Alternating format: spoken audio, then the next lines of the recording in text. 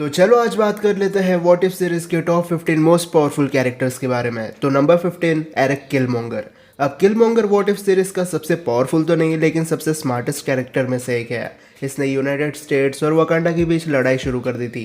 Tony Stark को 10 rings की कैद से आज़ाद किया लेकिन फिर टोनी को बिट्रे करके उसे मार भी दिया। ऐसे ही किलमोंगर ने तिचालो को मारकर वकांडा को अपना बना लिया था, जहाँ से उसे एक वाइब्रेनियम सूट भी मिला। लेकिन जब गार्डियंस ऑफ द मल्टीवर्स ने अल्ट्रॉन को बीट किया तब किलमोंगर ने अल्ट्रॉन का आर्मर और इन्फिनिटी स्टोन को हड़पना चाहा, लेकिन आर्मिन जोला की वजह से ऐसा पॉसिबल नहीं हुआ। लेकिन अगर इस टाइम पर वहाँ एआई ना होता तो शायद Killmonger guardians of the multiverse को भी मार देता और शायद मल्टीवर्स पर रूल भी करता। Number 14 hydra stomper. अब इस यूनिवर्स में स्टीव रॉजर्स की जगह पेगी कार्टर कैप्टन अमेरिका बनती है और स्टीव रॉजर्स ऐसे ही खाली हाथ बैठा नहीं रह सकता, इसलिए उसे मिलता है हॉवर्ड स्टार्क का बनाया हाइड्रा स्टॉम्पर आर्मर। उस टाइम के हिसाब से हाइड्रा स्टॉम्पर एक काफी पावरफुल सूट था जिसे पहनकर स्टीव रॉजर्स को सुपर ह्यूमन स्ट्रेंथ और ड्यूरेबिलिटी मिलती थी। साथ में वो सूट उड़ भी सकता था और अपने हाथों से रिपल्सर बीम भी शूट करता था और ये बीम इतनी कैपेबल थी कि हाइड्रा के टैंक्स को डिस्ट्रॉय कर दे। बस इस आर्मर का एक ही ड्रॉबैक था कि इसकी एनर्जी बहुत जल्दी खत्म हो जाती थी। Number 13 captain Carter. अब सीजन 1 में कैप्टन कार्टर का बहुत बड़ा रोल था। ऑफ कोर्स अगर कोई कैप्टन अमेरिका बन जाए तो वो ऑटोमेटिकली इंपॉर्टेंट बन ही जाता है, लेकिन पेगी कार्टर ने कई सारे अच्छे काम किए, जैसे हाइड्रा को बीट किया, उसके बाद इस मॉन्स्टर को पोर्टल में पुश किया जिसकी वजह से स्टीव के साथ डांस नहीं कर पाई, पर आगे जाकर Peggy guardians of the multiverse की मेंबर भी बनी और साथ में अल्ट्रॉन को बीट करने में मदद की। अब पेगी एक सुपर सोल्जर थी, इसलिए कुछ एवरेज और लो लेवल सुपर ह्यूमन से ज्यादा ताकतवर थी, लेकिन जब बात आती हाई लेवल के सुपर ह्यूमंस की तो पेगी अकेले उन्हें बीट नहीं कर सकती।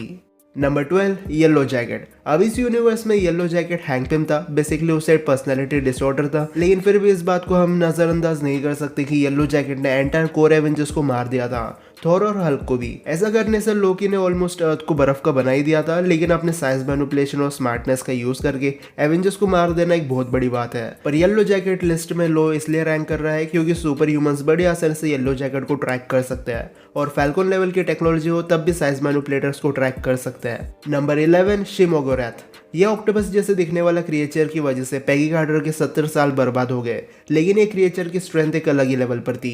अगर कोई टेंटिकल कट हो जाए तो ये उसे रीजनरेट कर सकता है।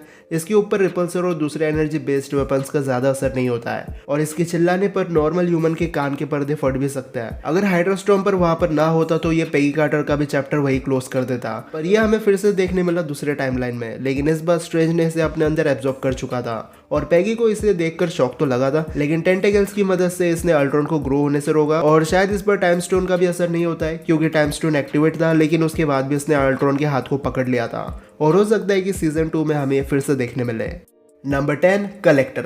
व्हाट इफ यूनिवर्स का कलेक्टर एक स्ट्रॉन्ग बंदा है। इसकी बॉडी अच्छी खासी मस्कुलर है और ये फाइट भी अच्छे से कर लेता है। इसने गैलेक्सी के लाखों बीइंग्स और कुछ चीजों को अपने कलेक्शन में रखा था। इसकी आधी बॉडी मेटल से बनी थी जो डायरेक्टली इसकी ड्यूरेबिलिटी बढ़ा देती है और साथ में इसके पास एक हैंड जेस्चर डिवाइस था जिससे ये अपनी चीजों को कंट्रोल कर सकता था। स्ट्रेंथ एनहांसमेंट के लिए इसके पास कॉर्क का हाथ था, फिर सगार के कुछ वेपन्स, कैप्टन अमेरिका की शील्ड, थॉर का हैमर भी हमें कलेक्शन में देखने मिला, लेकिन अब कलेक्टर सच में वर्दी है या नहीं वो तो उसे ही पता। पर इसके पास हेला का हेलमेट भी है जिससे ये नेक्रोसोर्ड प्रोड्यूस कर सकता है और हेला तो सैटर्न के ऊपर अराउंड 400 फीट के नेक्रोसोर्ड फेंक रही थी, तो बहुत ज्यादा पॉसिबिलिटी है कि कलेक्टर भी ऐसा कर सकता है। Number 9 ancient one. इस टाइमलाइन में भी एंशिएंट वन सोर्सर सुप्रीम थी जो एल्डरिच मैजिक का यूज करती थी और डार्क डायमेंशन से भी पावर एब्जॉर्ब करती थी जिसकी वजह से वो बूढ़ी नहीं होती थी। पर व्हाट इफ में हमें एंशिएंट वन के कुछ अलग स्पेल देखने मिले, जैसे मरने के बाद भी एस्ट्रल फॉर्म में जिंदा थी। उसके बाद इसने अपने मैजिक से 2 टाइमलाइंस क्रिएट कर दी थी जिसमें 2 स्ट्रेंज थे एक ही टाइम पर। एक अपना सोर्सर सुप्रीम बना और दूसरा कई सेंचुरीज तक क्रिएचर्स को एब्जॉर्ब करने में लगा रहा। स्ट्रेंज को 2 टाइमलाइन में स्प्लिट करने काफी अच्छा स्पेल था, लेकिन हो सकता है एंशिएंट वन के पास और भी हाई लेवल के स्पेल्स हो, लेकिन वो अब हमें कभी देखने नहीं मिलेंगे।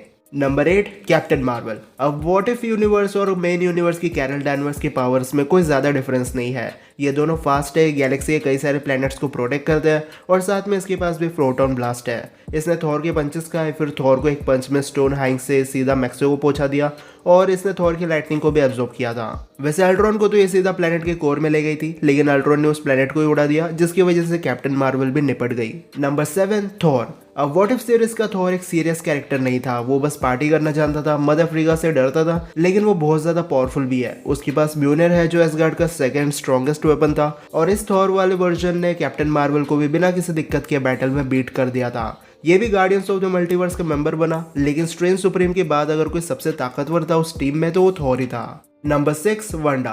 अब इस यूनिवर्स में वंडा का हमें ज़ॉम्बी वर्जन देखने मिला, पर ज़ॉम्बी वंडा अपने मैजिक को अच्छे से यूज कर रही थी। साथ में इसने काफी पावरफुल कैरेक्टर्स के साथ फाइट की। वंडा के पास टेलीकिनेसिस और एनर्जी प्रोजेक्शन जैसी एबिलिटी देखने मिली। साथ में इसने शायद हल्क का भी चैप्टर खत्म कर दिया था और इसने अल्ट्रॉन को भी मारने की कोशिश की थी, पर इन्फिनिटी स्टोन के सामने वंडा की नहीं चली। नंबर 5 AI जोला। आर्नियम जोला एक फॉर्मर हाइड्रा साइंटिस्ट था, लेकिन मरने से पहले इसने अपनी कॉन्शियसनेस को अपलोड कर दिया और बॉडी खत्म होने के बाद भी ये जिंदा बच गया था।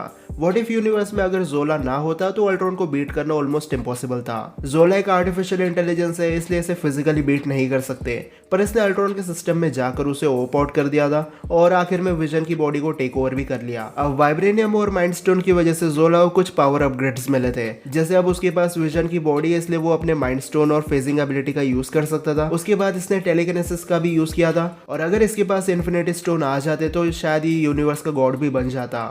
Number 4 Dormammu. अब मेन यूनिवर्स और व्हाट इफ यूनिवर्स के डोरमामू में ज्यादा डिफरेंस नहीं है। इन दोनों की ओरिजिन सेम है और दोनों डार्क डायमेंशन के रूलर है, और इस डार्क डायमेंशन से कुछ सोर्सरर्स पावर एब्जॉर्ब भी करते हैं, जिसकी वजह से वो पावरफुल बन जाते हैं। इस यूनिवर्स में भी स्ट्रेंज ने टाइम स्टोन का यूज करके डोरमामू से बार्गेन किया था, और इस टाइमलाइन में भी डोरमामू मरा नहीं, जो दिखाता है कि वो कितना पावरफुल है। सबसे पहले तो डार्क डायमेंशन को अपने साथ लेकर चलना और इसी डायमेंशन की वजह से इमॉर्टल बन जाना काफी अच्छी बात है डोरमामू के लिए। इसलिए अगर डोरमामू को बीट करना है तो कुछ कॉस्मिक एंटिटीज को सामने आना पड़ेगा या फिर इन्फिनिटी स्टोन को यूज करना पड़ेगा।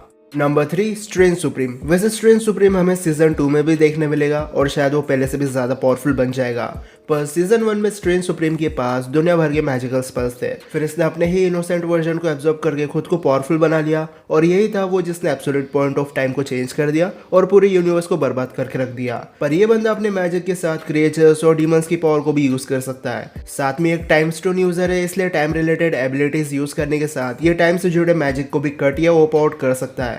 फिर यूनिवर्स के डिस्ट्रक्शन को पॉकेट डायमेंशन बना देना, इन्फिनिटी स्टोन्स को बराबरी की टक्कर देना या फिर गैलेक्सी लेवल ब्लास्ट को खा जाना, ये सब स्ट्रेंज के लिए एक नॉर्मल सी बात हो गई है। Number 2 watcher. इसका काम सिर्फ मल्टीवर्स में क्या हो रहा है वो देखने का है, और इसकी सिर्फ एक ही वीकनेस है कि ये किसी भी इवेंट में इंटरफेयर नहीं कर सकता। पर जब मल्टीवर्स बर्बाद होने लगा तब वॉचर ने इंटरफेयर किया, और फिर हमें पता चला कि वॉचर अच्छा खासा पावरफुल कैरेक्टर है, लेकिन साथ में वॉचर एक अच्छा नॉलेजेबल कैरेक्टर भी है। इसे मल्टीवर्स और उसके अंदर जितनी भी चीज़ें सबकी जानकारी है।